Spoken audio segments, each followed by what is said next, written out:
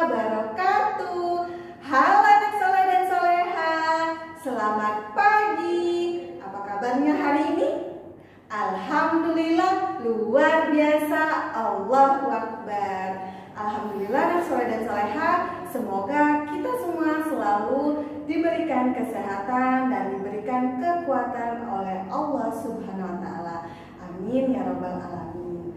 Baiklah anak soleh dan soleha, jumpa lagi dengan Bunda Indah. Hari ini kita akan melanjutkan pembelajaran jarak jauh kita, yaitu pelajaran tematik. Sebelumnya, marilah sama-sama kita melafazkan basmalah. Bismillahirrahmanirrahim. Nah, untuk memulai pembelajarannya, silakan disiapkan ya buku tematik, tema 3 dan alat tulisnya.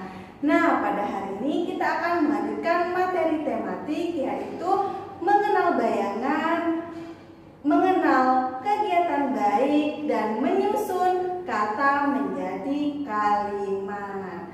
Baiklah anak soleh dan soleha, langsung saja kita mulai ya, disimak terus videonya. Baiklah anak soleh dan soleha, silakan disiapkan buku tematiknya, tema 3, dibuka bukunya halaman 59. Nah, di sana ada mengenal bayangan. Pada minggu sebelumnya, kita sudah mengenal suasana pagi, siang, sore, dan malam hari. Pada hari ini kita akan melanjutkan mengenai bayangan. Silakan dibuka ya, halaman 59 itu ada ayo membaca. Kita simak sama-sama ya. Pada waktu pagi hari, matahari bersinar lembut. Jarak matahari masih berada jauh di ufuk timur. Pada waktu pagi belum terlihat adanya bayang-bayang yang jelas atau bayang benda. Nah, anak soleh dan soleha, pada waktu pagi hari itu belum terlihat dengan jelas bayangan bendanya karena matahari itu masih berada jauh di ufuk timur. Nah, ketika masuk siang hari, matahari mulai meninggi. Ayo anak soleh dan soleha, ada yang pernah perhatikan? Oke, nah ketika matahari mulai meninggi, benda yang terkena sinar matahari itu menghasilkan bayangan. Jadi ketika anak soleh dan soleha pada siang hari berdiri di luar rumah ataupun di lapangan akan menghasilkan bayangan. Nah, kenapa bayangan itu timbul? Bayangan timbul karena cahaya matahari terhalang suatu benda. Jadi muncullah bayangan. Bayangan itu merupakan keadaan lebih gelap daripada tempat di sekitarnya. Jadi bisa kita lihat bayangan itu kondisi gelap yang dihasilkan dari suatu benda ataupun ketika kita sedang berdiri. Pada waktu pagi, bayangan berada di sebelah barat, menjauh dari arah matahari.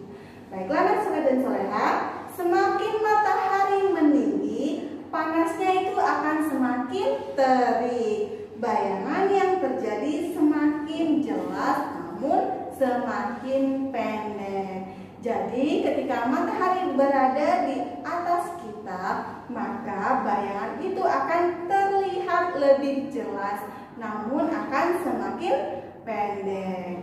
Baiklah anak soleh dan soleha, sampai di sini paham mengenai bayangan? Nah, nanti bisa diperhatikan ya, waktu siang hari anak soleh dan soleha bisa berdiri di luar rumah dan melihat bayangan yang terbentuk. Nah, selain bayangan yang dihasilkan dari sinar matahari, bayangan juga bisa dihasilkan dari cahaya lampu. Contohnya seperti di dalam rumah, anak soleh dan soleha berdiri, bisa dilihat di bawahnya itu ada bayangan. Bisa dari kita berdiri ataupun bisa dihasilkan dari benda. Sampai di sini bisa dipahami ya anak soleh dan soleha. Nah, baiklah anak soleh dan soleha, tadi Bunda sudah menjelaskan bahwa bayangan tidak hanya terbentuk dari cahaya matahari, tapi juga bisa dihasilkan dari cahaya lampu. Di sini Bunda sudah berada di dalam ruangan yang disinari oleh lampu. Baiklah, Bunda akan mencontohkan bayangan yang terbentuk dari benda. Di sini ada vas bunga ya. Boleh kita lihat dan perhatikan sama-sama. Nih, bisa terlihat dengan jelas ya bayangan yang terbentuk dari vas bunga. Di sini ada keadaan yang lebih gelap. Ya, keadaan yang lebih gelap ini disebut bayangan. Bisa dilihat ya anak soleh dan soleha, bayangannya itu membentuk seperti vas bunga. Karena bayangannya adalah bayangan dari benda yaitu vas bunga. Sampai di sini bisa dipahami anak soleh dan soleha, bayangan yang terbentuk dari cahaya lampu. Nah, untuk melihat bayangan dari matahari, anak soleh dan soleha bisa berdiri di luar rumah pada saat siang hari, maka akan terbentuk bayangan yang dihasilkan dari cahaya matahari. Sampai di sini bisa dipahami ya anak soleh dan soleha mengenai bayangan. Nah, baiklah anak soleh dan soleha, sekarang Bunda akan melanjutkan materinya yaitu tentang berbagai kegiatan baik. Bisa dibuka buku tematik, tematikanya halaman 62. Nah, di sana ada gambar berbagai kegiatan. Coba kita perhatikan ya. Yang pertama itu ada tidak berlarian di dalam kelas. Nah, salah satu contoh kegiatan baik itu saat di dalam kelas adalah tidak berlarian di dalam kelas. Yang kedua, bisa merapikan alat belajar. Itu juga termasuk salah satu contoh kegiatan baik. Apalagi ya kegiatan baik selanjutnya. Yang ketiga ada makan sambil duduk. Nah, anak soleh dan soleha, ketika anak soleh dan soleha ingin makan itu jangan sambil berdiri, makanlah sambil duduk. Selanjutnya ada mengetuk pintu atau mengucapkan salam. Nah, ketika anak soleh dan soleha ingin memasuki ruangan atau masuk rumah, terlebih dahulu silakan diketok pintunya dan jangan lupa ucapkan salam. Itu merupakan kegiatan baik. Selanjutnya ada mencuci tangan. Nah, ketika anak soleh dan soleha sudah melakukan kegiatan, jangan lupa untuk mencuci tangan. Itu merupakan suatu kegiatan baik dan juga menjaga kesehatan. Nah, yang terakhir itu ada gambar membuang sampah pada tempatnya, merupakan salah satu kegiatan baik. Baiklah anak soleh dan soleha, itulah ada 6 macam kegiatan baik. Silakan untuk dipahami dan dilaksanakan ya anak soleh dan soleha, agar anak soleh dan soleha bisa menjadi anak yang baik. Sampai di sini bisa dipahami ya. Nah, baiklah anak soleh dan soleha, tadi adalah contoh kegiatan baik yang bisa kita lakukan. Selain contoh tadi, kegiatan baik yang bisa kita lakukan yaitu makan makanan yang sehat. Apa aja makan makanan yang sehat? Itu ada 4 sehat 5 sempurna. Bisa dibuka bukunya halaman 70. Nah, di sana ada menu 4 sehat 5 sempurna. Oke anak soleh dan soleha, pada tema 1 kemarin kita sudah belajar tentang 4 sehat 5 sempurna. Di sini Bunda akan mengingatkan kembali anak soleh dan soleha, masih ingat apa aja 4 sehat 5 sempurna? Oke, baiklah. 4 sehat 5 sempurna itu ada makanan pokok, lauk pauk, sayur mayur, buah-buahan, dan susu. Nah, makan makanan yang sehat itu merupakan juga termasuk salah satu kegiatan baik. Baiklah anak soleh dan soleha, kita lanjutkan ya. Di halaman 71 itu ada menyusun kalimat.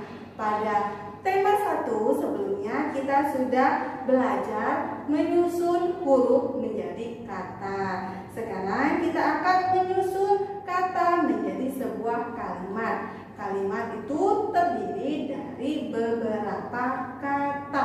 Nah, bisa disimak ya. Nomor 1 Bunda contohkan. Di sana ada kata hidup, makanan, butuh, dan makhluk. Coba anak soleh dan soleha bisa menyusunnya menjadi sebuah kalimat.